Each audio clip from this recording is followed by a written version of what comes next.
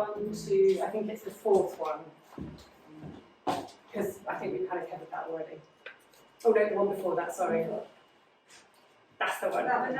So hello, good evening everybody. Gillian's done a lovely introduction, so I won't do that. When you say I've got 15 years of experience, it always makes me realise I qualified when my son was 2 months old, so that was like excellent timing doing my final exams. So as a nutritional therapist, I work a lot with women through the perimenopause into menopause transition. And obviously, when you arrive in perimenopause, you've got this huge hormone shift. So your estrogen is, bouncing around for a while before it declines. Progesterone is slowly declining.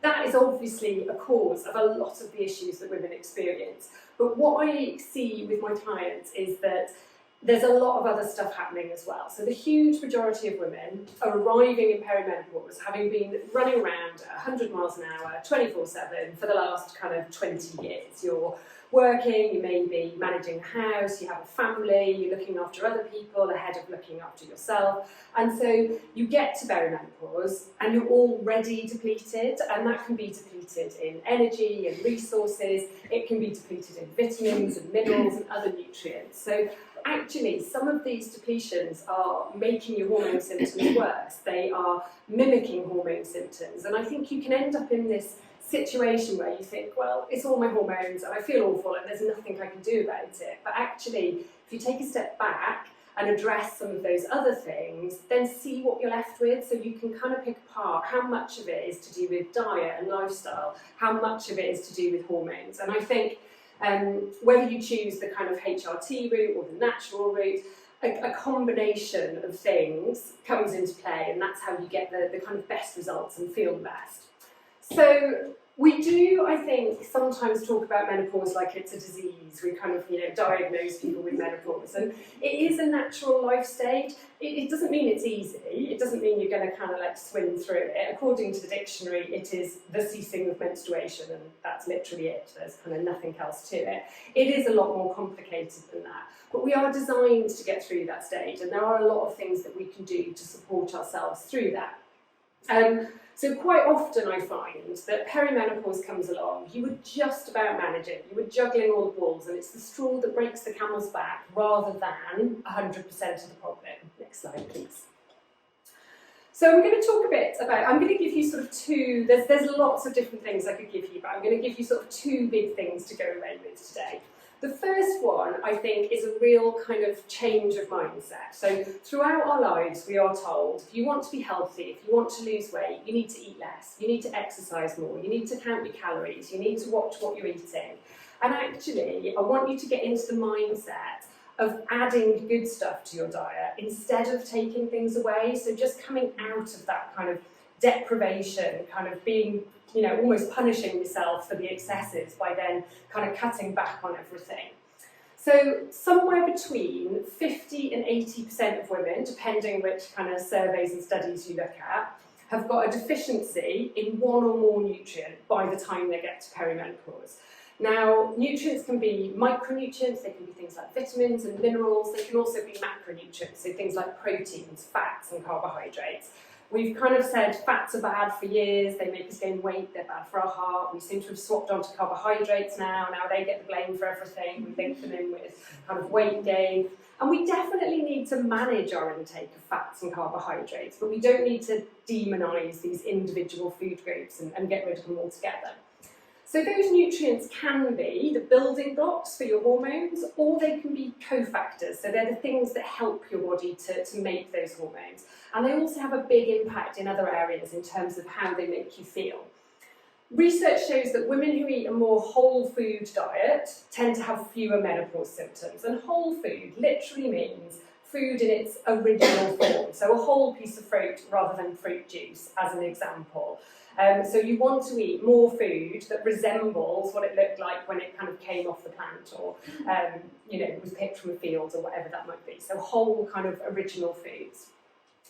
Even if you try to eat really, really well, sometimes the world is against you. So most fruit and veg have less nutrients in now than they did in 1950. So there was a massive study comparing produce from 1950 to 1999, and every single one had less vitamins and minerals. So we have to make more of an effort to get all of the good stuff in. If you think on top of that, if you have been doing that, running around 100 miles an hour, grabbing food on the go, chucking something in the oven, perhaps sorting everyone else out and not sorting yourself out. So I had a client a couple of weeks ago who'd had a full day at work, kind of finished work. She'd made food for her husband and her daughter, at which point she kind of went, I don't want what they're eating, I'm really tired. So she just had a packet of crisps and went to bed. So she was organising everyone else and then not thinking of herself. So grabbing food on the go means you're getting less nutrient-dense food. If you're dieting for weight loss and doing that simply by cutting calories and not thinking about where those calories are coming from, then potentially you're missing out on some of the good stuff as well as the not so good stuff. Next slide, please. Right, I'm not going to bombard you with a great big long list of all the things you might be missing and where to get them, and then give you a tick list to kind of see where you can get those in your day. But I am going to highlight a couple, and then I'm going to give you a sort of overall strategy of how you can get more of these things in your diet and bring your nutrient levels up. So I'm going to talk about iron because I think it's something that we generally acknowledge is a common deficiency. So as women, because we bleed, we are more likely to be iron deficient. If you are vegan or vegetarian, you're more likely to be iron deficient. Now that doesn't mean you will be iron deficient because you're vegan or vegetarian. It just adds a little bit more of a risk factor there.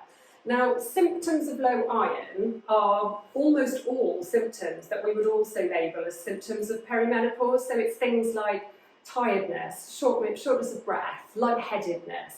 And that's where I was saying at the beginning, you can get really sort of caught up in this, well, it must be my hormones, there's nothing I can do. So if you feel that you've got the cold hands and feet, brittle nails, tiredness, I would strongly suggest you go and ask to get your iron levels checked. Don't supplement iron unless you know your iron levels are low, because too much iron is not a good thing either.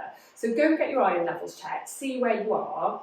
If your iron is low, you're going to need to take a supplement. You can't eat your way out of an iron deficiency. You can eat to help maintain your iron levels, but supplements are really important. If you find that your stomach is upset by the iron that you're prescribed, which is really common, there are other forms of iron that you can get. Obviously, you would then have to pay for those, but they're not quite such a high dose, but they're much more gentle, so you might find you tolerate them better.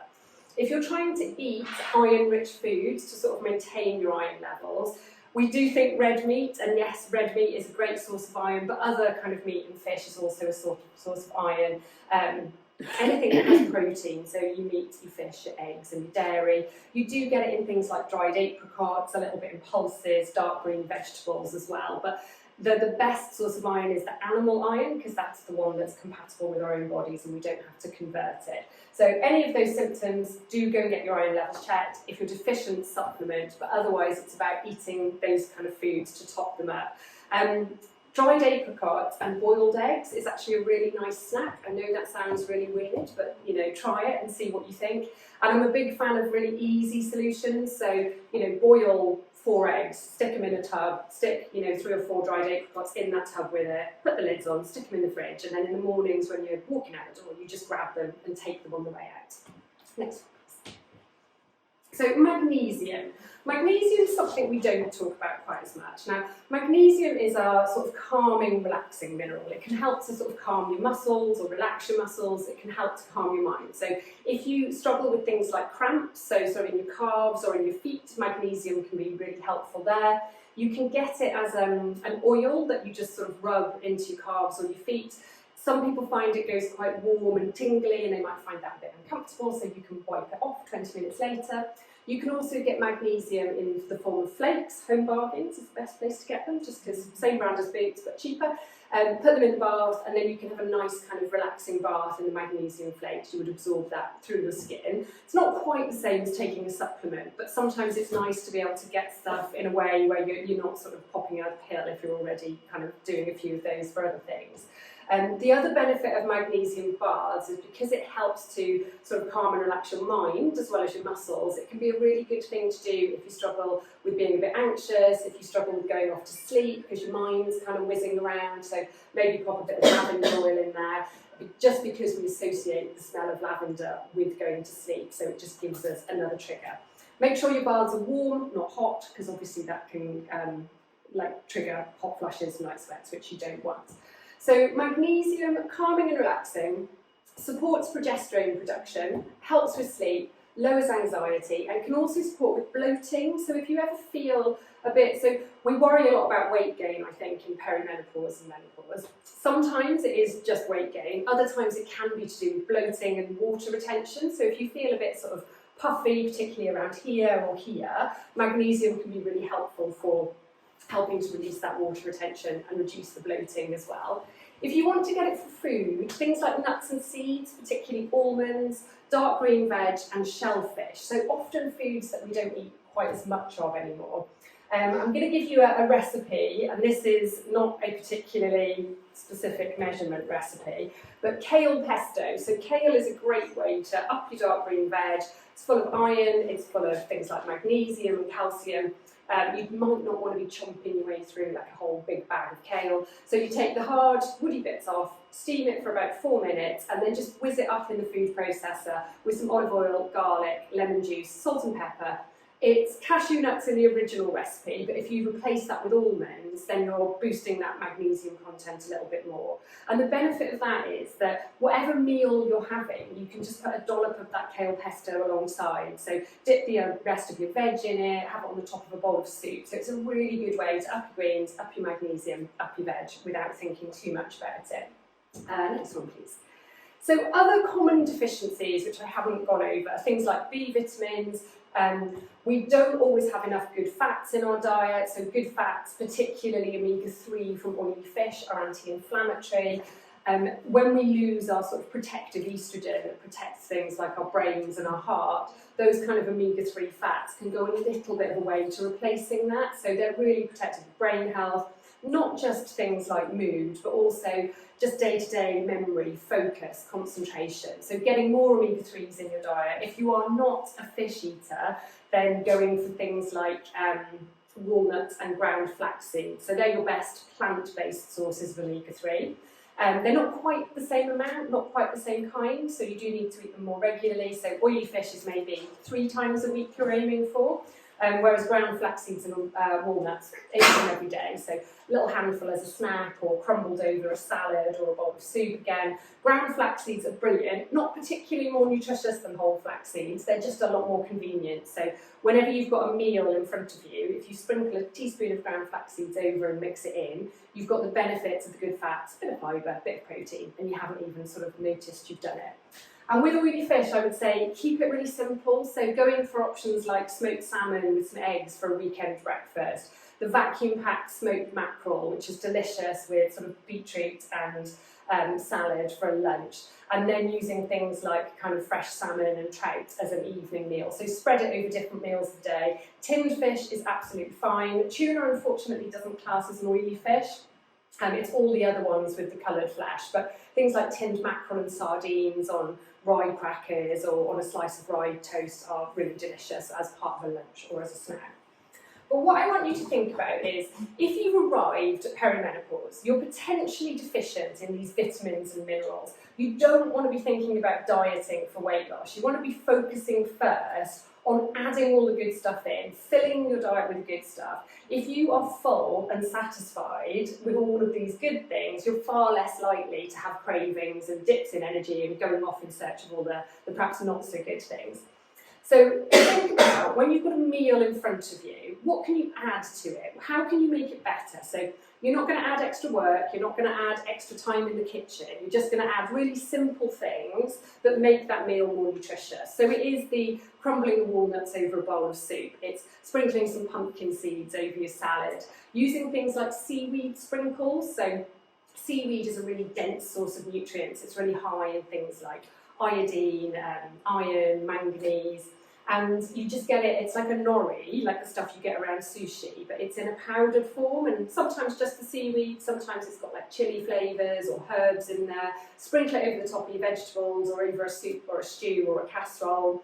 You can also get extra virgin olive oil. So olive oil is the kind of fat we don't need to be scared of. A little drizzle of it is, absolutely fine. It's the main reason the Mediterranean diet gets held up as being so good all the time. But get some flavoured ones with chilli or garlic or herbs. And then get a selection of all of these things I've mentioned. Maybe have a look in your cupboards when you go home, see what you've already got. Get a little tray or a basket, pop them on the table or wherever it is you sit down to eat. And then when you've sat down to eat your food, it's there and you see it and you think, oh, right, what would work? What can I add? Because if it's in the kitchen cupboard and it's kind of tucked away, the likelihood is that if you sit down to eat your food, even if you do think about it, you're probably not going to get back up again and go and get it. So keep it there where you can actually see it. The one on there that's slightly different is freeze-dried berry powder. So not so much raspberries and strawberries, but other berries like blackberries, blueberries, goji berries, hascapa berries. Again, they're full of vitamin C, lots of antioxidants, and they come in this really fine sort of powder that you can sprinkle over things like yogurt, you can put it in smoothies, and without really changing anything, you're just giving yourself this little kind of boost in nutrition. My tip with the berry powder though is make sure you seal the bag really well, because if any moisture gets in, you'll just end up with a big sticky clump of berry powder and you won't be able to sprinkle it on anything, so make sure that's sealed. Next one, thank you. So the second thing I want you to leave today, so the first one is add things to your diet. Don't focus on taking away, focus on adding things in. The second one is make sure you're eating enough protein. So when you're busy, when you're in a rush, the foods that you grab on the go tend to be quite carb-based. Now, as I said at the beginning, carbs are not the enemy, we're not avoiding them altogether, but we do have a bit of a metabolism shift in perimenopause and menopause, which means that we don't need quite as many starchy carbs as we've had before. The other thing to bear in mind is that starchy carbs are your fuel. So if you're fairly sedentary, as a lot of us are, we're at our desks all day, are you eating enough carbs to run a marathon when actually what you're doing is sat in front of a computer for 8 hours? So often we're eating too much because it's easy and it's convenient, and sadly we do need a little less when we get to this life stage. However, if you're doing tons of exercise, then you need to kind of up it again. So it's just balancing that out. But focus on protein first. So we naturally lose muscle mass as we get older. Muscle is more metabolically active than fat. That basically means that your muscle will burn more calories when you're at rest. So when you're doing nothing, the muscle is burning more calories. You want to try and maintain that muscle mass because it's going to help you stay strong, to stay mobile. So mobility is really important as we age. I should leave this to the fitness people that are here, but I have been told that if you can stand up from a sitting on the floor position without putting too many hands or knees down, but the more you put down, the worse it is. So trying to stand up without putting kind of hands and knees down is a sign of kind of good mobility.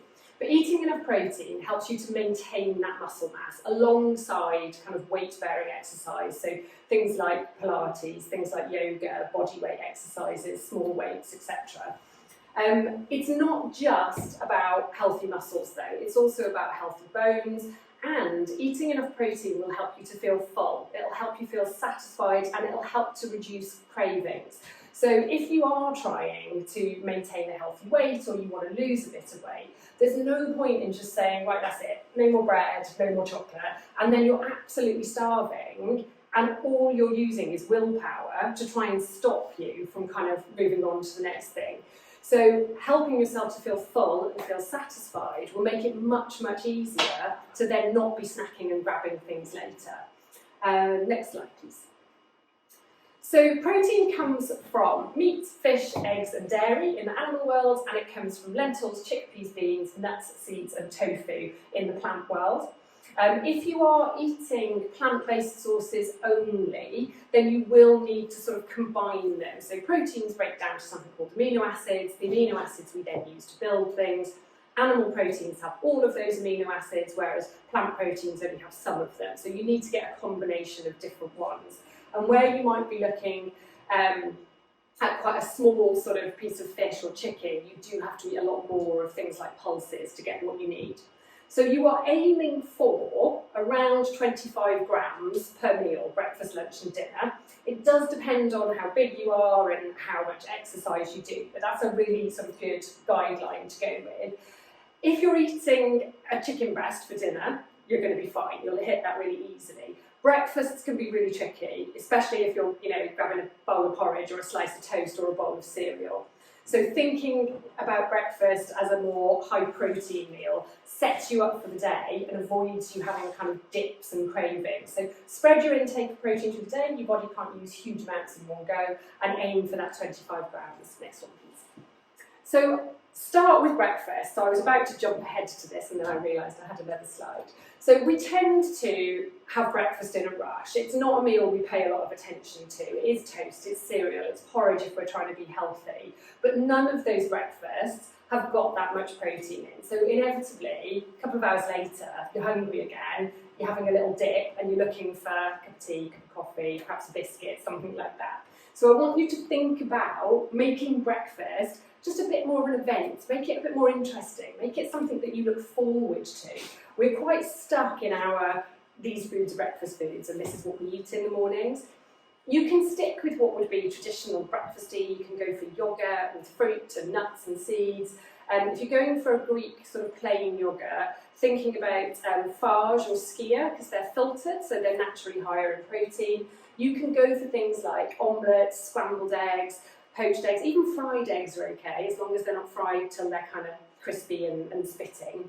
But make those omelettes tasty. You don't have to have ham and cheese, you can have feta and smoked salmon. If you are vegan or you just enjoy tofu, then tofu scramble with a bit of turmeric and spring onions and cherry tomatoes is really nice. And then the black bean one I've put on there. So one of our kind of favourite family dinners is black bean tacos, and there's always some black beans left over, there's always some peppers left over. So I would fry those up in the pan, cook an egg with them, have that with a bit of avocado on the side, and it's a really delicious breakfast. So it's not that I come down in the mornings and start preparing black beans, I just kind of get the leftovers out of the fridge and chuck them in the pan. And if you're someone that's not particularly hungry in the mornings, you don't have to have breakfast as soon as you wake up. You can have it a bit later, and then that can make things like this a lot more appealing because you may be having it at about 10 o'clock and it feels a bit more brunchy. Next one, please.